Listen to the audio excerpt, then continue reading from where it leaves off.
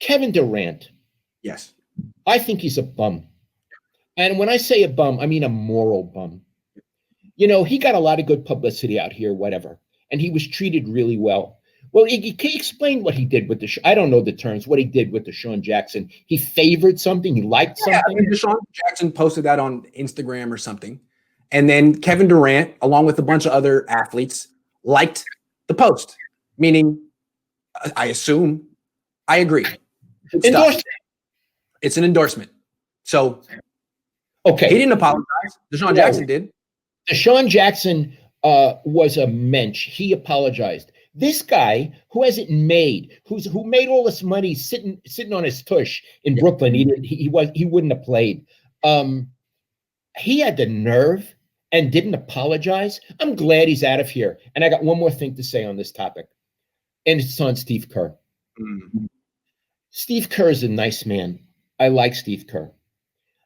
He, like the guy in San Antonio, likes to talk, Popovich, likes to talk a lot about world events, and he's a moralist. He likes to moralize.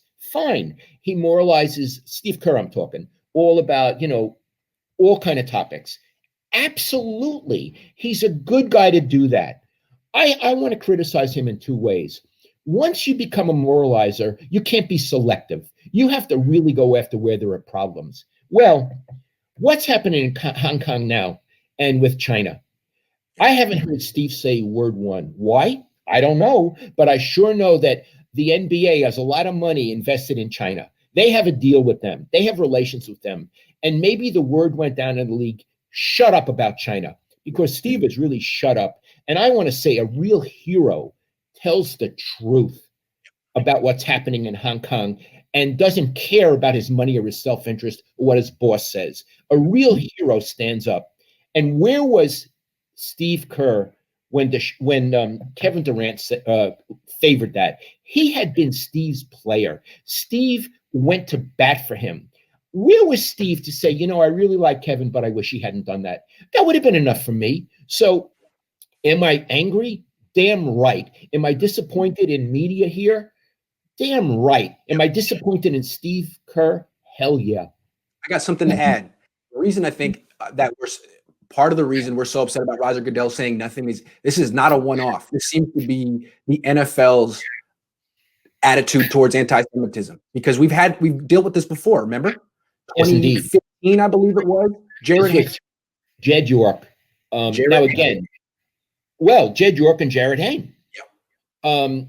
And again, I actually wrote about this in my book. And okay, guys, I'm going. You know, if Jarryd Hayne was this Australian rugby player, was that what he was?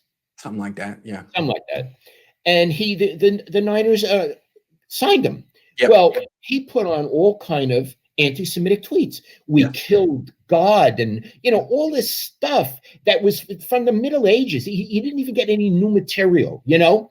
Mm-hmm. And it was very troubling to me because this guy was a 49er. So I decided, what do I do? Do I write a column about this? Or is it so serious I should just go to Jed York directly?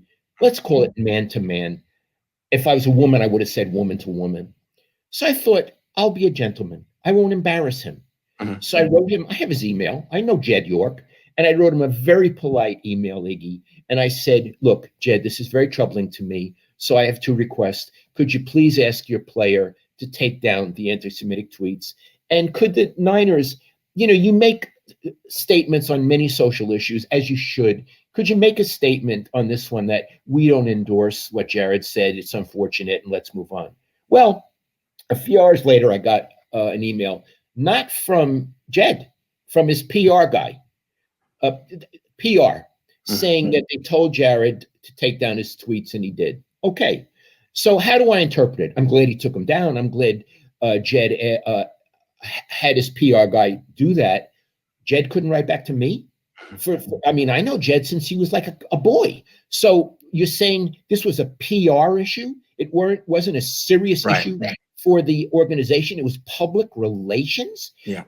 And he couldn't write back to me directly. He palmed me off on some operative. Mm-hmm. No, I don't appreciate that.